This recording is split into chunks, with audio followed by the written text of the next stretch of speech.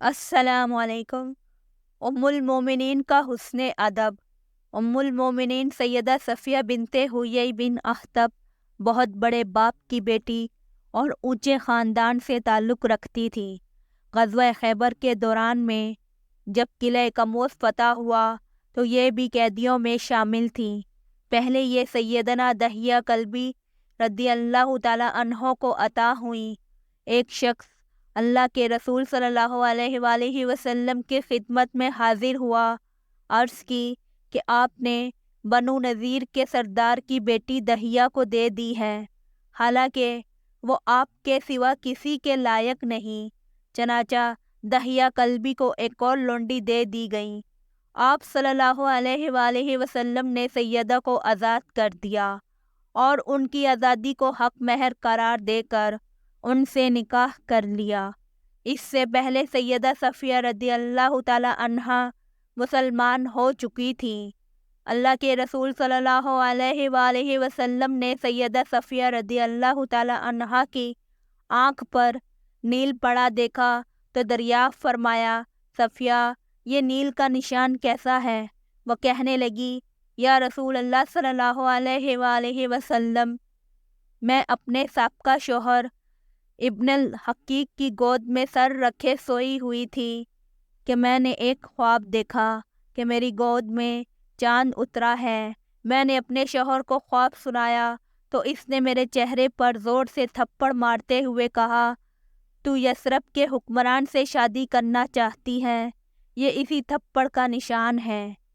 قائرین کرام، آپ نے یہودی سردار کی بد اخلاقی ملاحظہ کر لی کہ ایک خواب کی وجہ سے تھپڑ مار دیا، مگر اللہ تعالیٰ نے سیدہ صفیہ رضی اللہ تعالی عنہا کا خواب سچا کر دیا اور ان کا نکاح اللہ کے رسول صلی اللہ علیہ وآلہ وسلم سے ہو گیا۔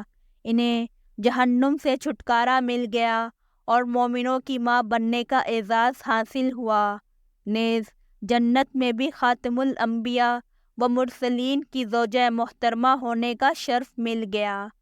آئیے اب ذرا اپنے پیارے رسول صلی اللہ علیہ وآلہ وسلم کے اخلاق کی ایک جھلک ملاحظہ کیجیے۔ آپ صلی اللہ علیہ وآلہ وسلم خیبر سے مدینہ طیبہ واپس آتے ہوئے سیدہ صفیہ رضی اللہ تعالی عنہا کے اونٹ پر ہی سوار تھے۔ آپ نے ان کی اس طرح عزت افزائی کی کہ جب سیدہ اونٹ پر سواری کا ارادہ کرتی تو آپ صلی اللہ علیہ وآلہ وسلم اونٹ کے پاس جاتے، اپنا گھٹنا آگے کر دیتے تاکہ صفیہ رضی اللہ تعالی عنہا اپنے قدم سید الانبیاء کے مبارک زانوں پر رکھ کر سوار ہوں۔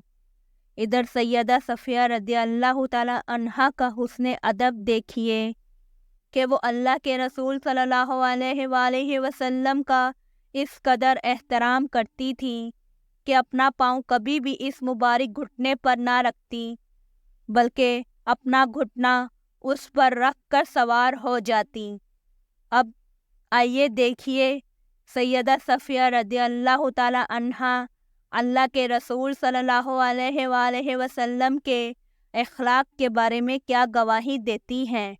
سیدہ فرماتی ہیں، میں نے رسول اللہ صلی اللہ علیہ وآلہ وسلم سے بہتر اخلاق والا انسان نہیں دیکھا۔ میں خیبر میں رات کو ان کی اونٹنی پر سوار تھی، مجھے اونگ آتی تو میرا سر گجاوے سے لگ جاتا۔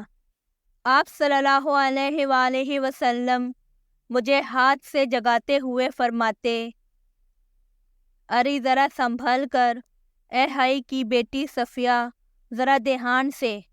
ایک مرتبہ سیدہ عائشہ اور سیدہ حفصہ رضی اللہ تعالی عنہا نے یہ بات کہہ دی کہ ہم رسول اللہ صلی اللہ علیہ وآلہ وسلم کے ہاں صفیہ رضی اللہ تعالی عنہا سے زیادہ قدر و منزلت والی ہیں کہ ہم اللہ کے رسول کی زوجات بھی ہیں اور آپ کی چچا زاد بھی ہیں۔ سیدہ صفیہ رضی اللہ تعالی عنہا نے یہ بات اللہ کے رسول صلی اللہ علیہ وآلہ وسلم کی خدمت میں عرض کر دی تو اللہ کے رسول صلی اللہ علیہ وآلہ وسلم نے اس طرح ان کی تعلیف قلبی فرمائی کہ صفیہ تم نے ان سے اس طرح کیوں نہ کہا، تم مجھ سے کیسے بہتر ہو سکتی ہو، جبکہ میرے شوہر محمد صلی اللہ علیہ وآلہ وسلم، میرے باپ ہارون علیہ السلام اور میرے چچا موسیٰ علیہ السلام ہیں۔ قائرین کرام، یہ اللہ کے رسول صلی اللہ علیہ وآلہ وسلم کا اعلیٰ اخلاق تھا کہ آپ نے اپنی بیوی کو ان الفاظ کے ساتھ تسلی دی، ان کو بتایا کہ ان کی اہمیت بھی کوئی کم نہیں ہے۔ سیدہ صفیہ رضی اللہ تعالی عنہا آپ صلی اللہ علیہ وآلہ وسلم کے اخلاق سے بے حد متاثر ہوئیں۔ اسی چیز کا نتیجہ تھا کہ وہ آپ کے ساتھ بے حد محبت کرتی تھیں۔ وہ آپ صلی اللہ علیہ وآلہ وسلم کو اپنی جان سے بھی زیادہ عزیز اور محبوب تر سمجھتی تھیں۔ اگر کبھی آپ بیمار پڑتے تو وہ آرزو کرتی کہ آپ صلی اللہ علیہ وآلہ وسلم صحت و عافیت میں رہیں اور اس کے بدلے میں یہ مرض انہیں لاحق ہو جائے۔